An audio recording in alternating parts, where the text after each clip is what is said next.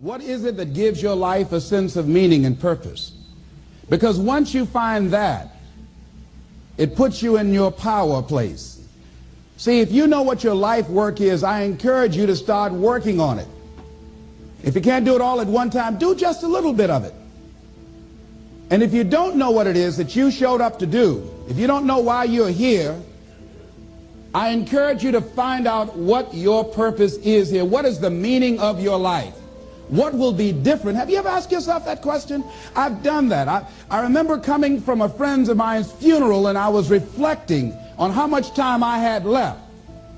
And I went for a walk in a park thinking about this guy whose life was so promising. And I mean, he wasn't an old guy. He was quite young, in fact.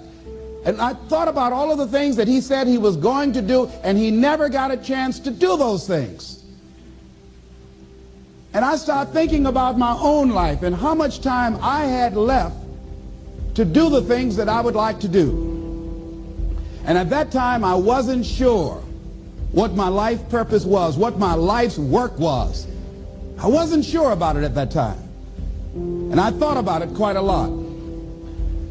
I had some idea, but I wasn't convinced. That I don't think I felt worthy. I didn't believe that it could be me to do this kind of work that I'm doing right now. And I say to you that if you begin to take a conscious effort to find out what it is that you're supposed to do, I say that it can literally save your life. I said that it can literally save your life. 85% of the American public, according to recent studies, are going to jobs that they hate, working on jobs that do not challenge them. They get sick thinking about going. Because, see, when you go to a job and you already know how far you can go, you can already see that proverbial glass ceiling. See, when you're going someplace and you already know how much you're going to make, you already know how far you can go, you're in a dead-end position. It erodes your self-esteem. It lowers your sense of yourself. It creates an inner turmoil. It creates an emptiness in you. So I say that your life is worth finding what it is that you're supposed to do. And I'm not saying quit your job. I'm saying find it and do just a little bit of it. Just start working at it just a little bit, but do find out what your work is and hold on to it, and don't let your dream go. Don't let it go. See, and here's something else I want you to begin to look at. Why is it that most people don't pursue their dreams or don't do better than what they're doing if they're capable of doing it? I think that many of us don't go the next step because we don't know what to do yet. And I say that the reason that we don't even explore the possibility of what to do is because subconsciously we don't believe that it can happen for us, and we don't believe that we deserve it. So here's what I'm suggesting. How much time do you spend working on you? How much time do you spend every day working on your dream? In the last 90 days, how many books have you read? In the last year, what new skill or knowledge have you acquired? What kind of investment have you made in you? So I'm saying that as you begin to look at where you want to go, if you want to make it today, and things are changing so fast you have to literally run to stand still, I'm saying that you've got to make some conscious effort to begin to work to develop you. Here's something else. Most people are not living their dreams because of fear, ladies and gentlemen. Fear, limited vision, and lack of self-esteem is what keep most people doing things they don't want to do. The same reason that people stay in relationships where they're abused or they're unhappy or it's unfulfilling, they can't see themselves beyond that relationship. They can't see themselves enjoying life without that person. They think that this is all that they can do. The same reason that people get stuck at a certain level in life, they can't see things being better for them. And they think that this is it and this is all they deserve. This is all they've ever seen. It's been passed on to them. And they think that this is it for them. Oh no. I was looking what Dr. Blanton Smiley Blanton, who is a colleague of Dr. Norman Vincent Peale, what he said about fear. He said, fear is the most subtle and destructive of all human diseases. Ladies and gentlemen, fear kills dreams. Fear kills hope. Fear put people in the hospital. Fear can age you. Fear, ladies and gentlemen, can hold you back from doing something that you know within yourself that you're capable of doing, but it will paralyze you. And it seemed like you're in a hypnotic spell. And I ask you a question, what is the benefit? What's the benefit of allowing fear to hold you back? What's the benefit of giving up on yourself, of not stepping out on life and taking life on? What is the benefit for you? What's the plus in that? It's one of the things I had to ask myself. So I didn't want to make any mistakes. I wanted everybody to like me. I wanted to be perfect the first time I did something. It's not going to happen. You're going to make some mistakes. You're going to hurt some folks' feelings. You're going to create some enemies whenever you decide that you want to begin to take life on. You've got to ask yourself, how long am I going to allow this to hold me back?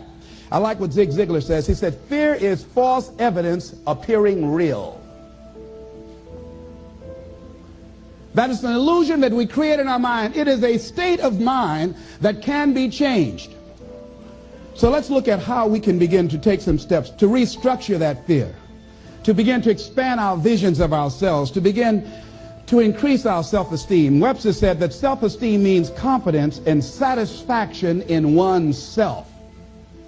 Look at your life right now. Whatever you've done up to this point in time, your life is working. Whatever you have produced, it came out of you as a result of the kind of person that you have become. It's a result of your choices. It's a result of your consciousness. Now you have to ask yourself, are you satisfied with what you have produced? Is this what you want? Would you like for things to be better than this? Do you believe that you deserve better than this? Or are you content? This is it. You don't have to do anything else. That you already resign yourself in life and say, well, I'm happy. I'm not starving like the people in Calcutta. Are you allowing yourself to get off the hook like that?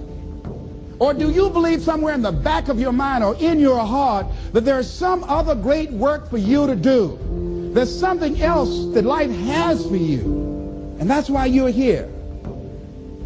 How do we handle this fear factor? How do we increase our self-esteem? You have to begin to fortify yourself. How do we do that? I believe that you have to begin to consciously monitor your inner conversation and start talking to yourself. Start building yourself up. Sometimes the only good things you will hear about you are the things that you say to you. So I'm saying learn to be your own booster. Start building yourself up. Start encouraging yourself. Start saying, I can do this. I can make this happen. When I started thinking about becoming a speaker, I said, yes, I can do this. I can make this happen. When I start trying to convince myself I can be a businessman after flopping and failing and losing thousands of dollars and feeling stupid and dumb and having people take advantage of me because of what I didn't know, I had to talk to myself because people were saying to me that I was dumb. And somewhere in the back of my mind, I was saying, you're right. Look at what I've done. I had to say, no, Les. Hey, come on, man, get yourself together. You can handle this. You just haven't figured it out yet. It's all right. This is your training period. This is the tuition you have to pay for what you don't know. You can do this. Other people have done it. It doesn't take an Einstein. Get you some people that can teach you some stuff that you don't know. Get you some people that have done it successfully and learn from them. Take some seminars, workshops, read some books on how to manage a business. Change the way you see yourself and begin to tend to the personal details. Understand that nobody's going to take care of your business better than you. And when I start changing that kind of mindset of beating myself up because of my mistakes and start looking at the possibility of my doing better, of my making the adjustment that would enable me to do what I want to do successfully, things begin to change. And I'm saying, stop beating up on yourself. You do it. I know you do it. I've done it. It's a natural inclination for us to put ourselves down. See, we are born negative, I think, in a negative consciousness because we live in a negative world. Here's some other things, ladies and gentlemen. Begin to guard your mind against negative programming, like turn off the television. Don't watch the news. So you've got to guard the kinds of things that you put in your mind. See, if you don't program your mind will be programmed, because human beings are goal-oriented. That's why we die of broken hearts early. That's why we're running through life to early graves. We're going through life, ladies and gentlemen, and I think that Henry David Thoreau said that most men live in quiet desperation. Most of us go through life running scared. So we created this in our minds, false evidence appearing real. We made it real in our minds. That's why Churchill said there's nothing to fear but fear itself. That's the destructive monster. So turn off things that can contribute to your fear. Turn a deaf ear to people that all they can do is talk about how negative things are, because they have bought into the consciousness of the world. Start attending workshops, seminars, listening to tapes on a daily basis to begin to recondition your mind, to retrain your thinking. Faith comes by what? Hearing and hearing and hearing. Listen to things that can empower you, that can enable you to create a new reality for yourself, and a new life for yourself. You might appear to be strange around most people.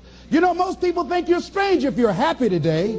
See, these people have not found their purpose in life. That's why they're grumpy. That's why they're miserable. That's why they're so negative. They're hurting and they want to hurt other people. So start practicing using programs for your mind. Seminars, books, workshops. Keep a journal. Record your thoughts. What's happening with you?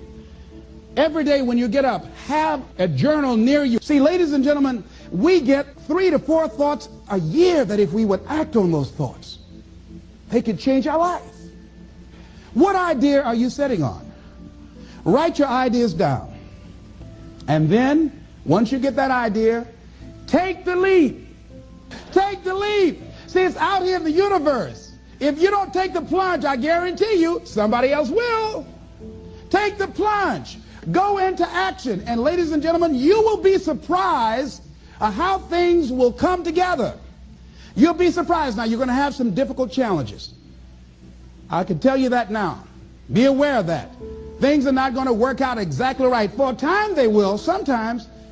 And that's when life is just playing a game with you. I want you to feel good and relax. But ladies and gentlemen, go into action with your dream. And don't avoid where the fights are. Get in the midst of the fight. Get knocked down so you can learn how to fight, so you can hold your position. See, most people don't get out in the arena of life because they don't want to fight. Most people don't get out there because they don't want to get knocked down. They don't want to be dropped to their knees. But see, you're going to be dropped whether you're on the field or whether or not you're sitting on the sidelines. You're going to be dropped. So at least get dropped for something. See, that's how most people are spectators in life. You don't want to be a spectator. You want to get out in the field where the action is. And you will be amazed. After the struggle, there will be a calm period and things will begin to click for you.